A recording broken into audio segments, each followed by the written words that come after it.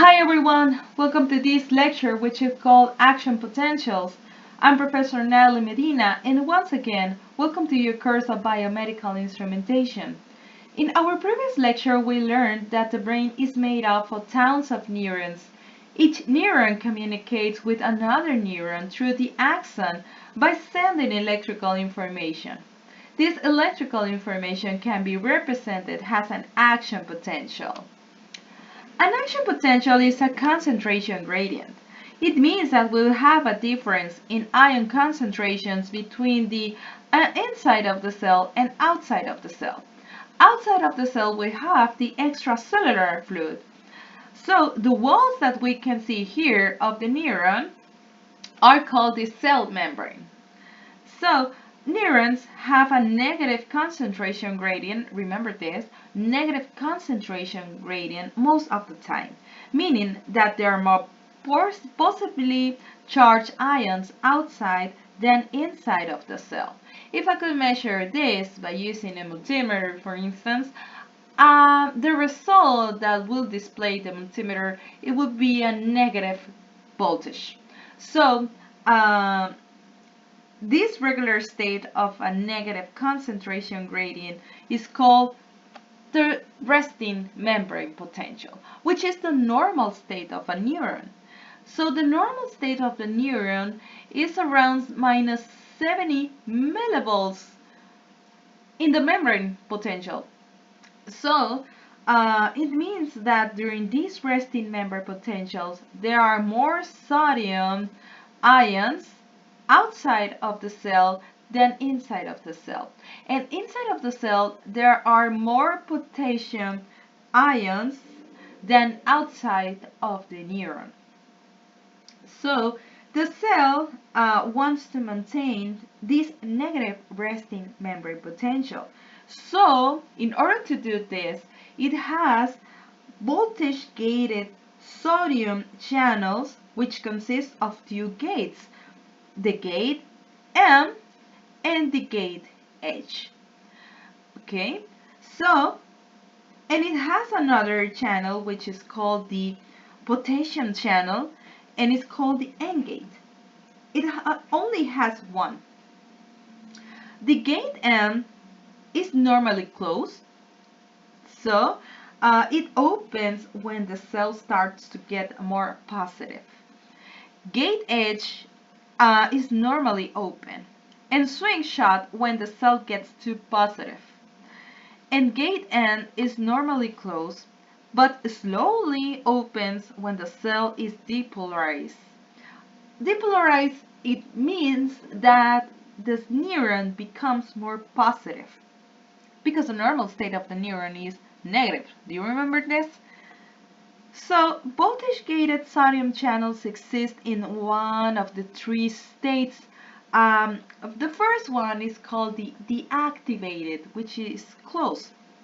At rest, channels are deactivated.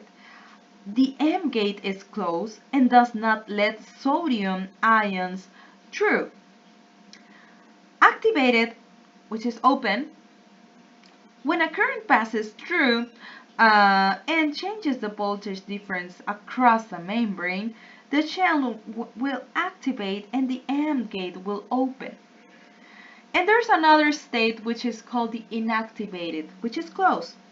As the neuron depolarizes, it means that the neuron becomes more positive, the H gate swings shut and blocks sodium ions from entering the cell. So, if I plot these events happening in the neuron, there are three main events that take place during an action potential. Let's say that the resting potential is minus 70 millivolts, has the normal state of the neuron. A triggering event occurs that depolarizes the cell body. So it means that the cell becomes more positive, okay?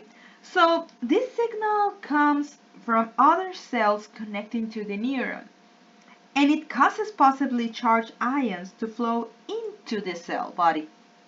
So neurotransmitters are released by cells near the dendrites, often as the indirect result of their own action potential. These incoming ions bring the membrane potential closer to zero, which is known as a depolarization state. Depolarization makes the cells less polar. It means that the membrane potential gets smaller as ions quickly begin to equalize the concentration gradients. The neuron actually swings past equilibrium and becomes positively charged as the action potential passes through. And then repolarization comes. Repolarization brings the cell back to the resting potential, which is minus 70 millivolts.